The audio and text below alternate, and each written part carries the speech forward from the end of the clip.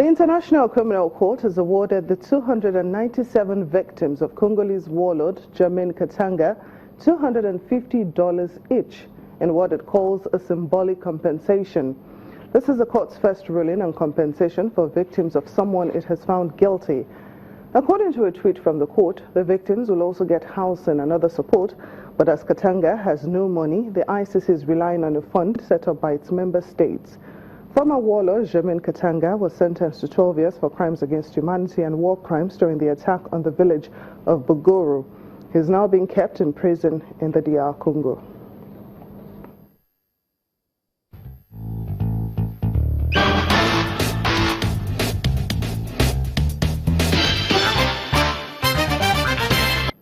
Welcome to our Africa Tech segment. Corporate organizations, ICT experts, insurance experts, academia, consumers, and regulators of both ICT and insurance industries have met at the 2017 Lagos e-Insurance Conference to discuss how to use technology to deepen insurance penetration in Nigeria. One of the agenda of the conference was to call on more ICT companies in Nigeria to come up with more ways for the insurance industry to ensure that it is technologically driven and 21st century compliant. The Minister of Communication, Barrister Adebayo Shitu, also attended the conference. I believe that now that the insurance industry is also waking up to take advantage of the benefits of ICT, I believe it has everything to gain, from utilizing ICT. For instance, now with adoption of ICT as a means of fostering insurance practice, it should be possible for anybody anywhere in the world to hook on or to register or to contract an insurance company any other place with the use of ICT to, get all the facts that needs to be gotten, in deciding whether to take up an insurance policy or not, and also in deciding for the insurance companies to be able to know all the antecedents of somebody who wants to enter into contract with them.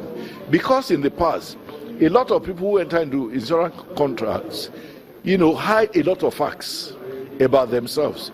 For instance, about their health status, for instance, about their credit status, for instance, about their, characteristics, criminal records and all of that. But with e-insurance now, it would be possible for insurance companies, when somebody approaches them for an insurance contract, to be able to get all the information from the internet about the person before they decide whether to enter into that insurance contract with the person who approaches them or not. Devices such as computers and mobile phones have made us change the way we work, buy, sell, and travel. Also, the growth of mobile technology in the tourism industry has helped a lot of people, and the development in e-commerce has made a good impact on tourism and travel industry. However, people still lack access to information about places and things to do around them, especially when they travel away from their familiar environments. Now, joining us to discuss more on the impact of technology on tourism is the founder and CEO of Agile Africa app, Sulaimon Ajobode. You're welcome to the program, Sulaimon. Thank you for having me. So, how can technology be used to enhance tourism in Africa? Well, what we've trying to you see, recently, with everything going digital, and a lot of people are now using smartphones. So a lot of people are now getting more on the computer and trying to, identify places to go and, and tourist attractions.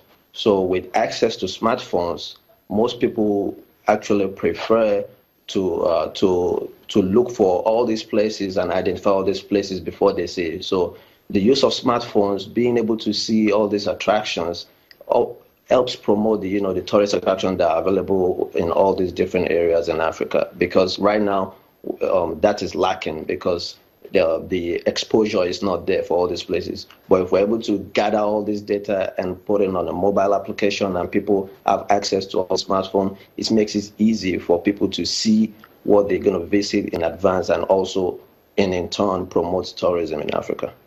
So what are some of the challenges facing the travel and tourism industry in Africa? Well, three things comes to my mind.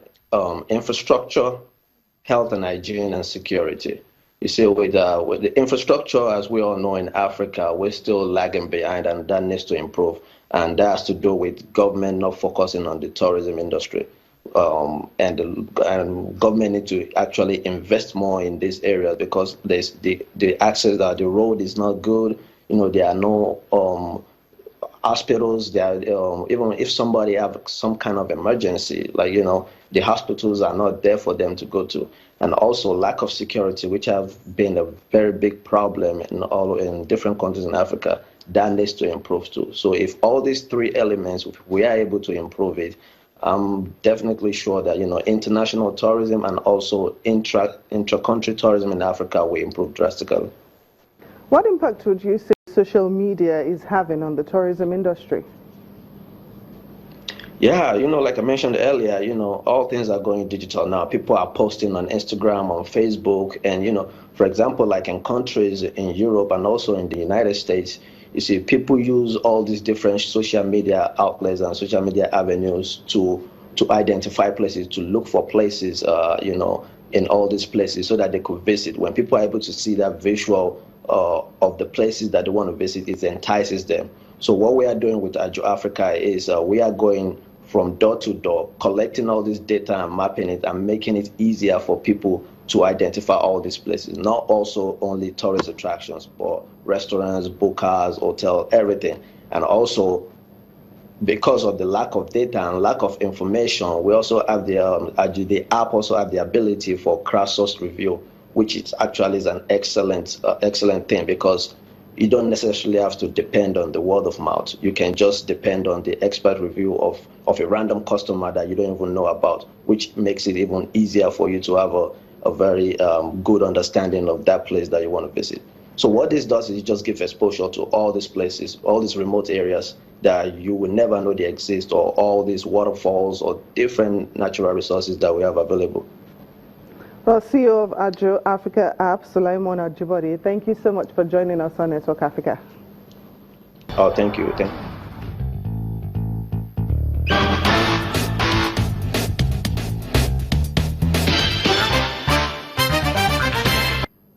And that's our program today. Thank you so much for watching. I'm Temi Fagbemi.